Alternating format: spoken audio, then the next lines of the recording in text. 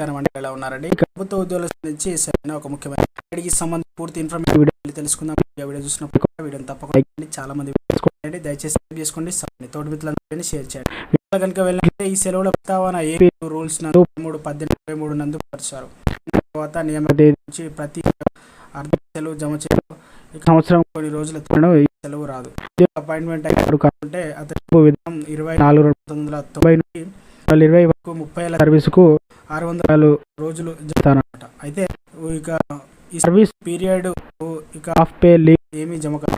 Service కొన్ని రోజులు ఈ సెలవులు జమ కాబట్టి కాలంపై వెళ్ళిన కాలాలను కూడా సర్వీస్ కింద ఇస్తారన్నమాట. ఈఓఎల్కి వెళ్ళినాక ఆ పీరియడ్ కు సెలవులు మంజూరు చేస్తారు. అందుకే దీనిని అన్నమాట. ఇక జనవరి జూలై నెల మొదటి తర్వాత ఆర్థిక ఇక సెలవు జమ చేస్తారన్నమాట. సర్వీస్ పూర్తి చేసిన తర్వాత జీత సెలవు తకాలను జమ చేస్తారు. అర్థ సెలవు రకాలుగా మార్పు చేస్తారు. ధ్రువపత్రం అన్నమాట. ఇక వ్యవహార బాధిత సెలవు వెళ్తున్నాను అర్థవేతన సెలవులు వాడుకోవచ్చని ఇంక సర్వీస్ ఇటువంటి ఆటంకం కాదు. వైద్యులతో పై అర్థవేతన సెలవు కూడా పెట్టి పూర్తి పొందుటకు ఇక సెలవు అందుతారు. సెలవు రోజులకు రెట్టింపు రోజులకు అధిక సెలవు కూడా ఇక నుండి అనమాట. స్టూడెంట్స్, ఇది ఈరోజు అప్డేట్.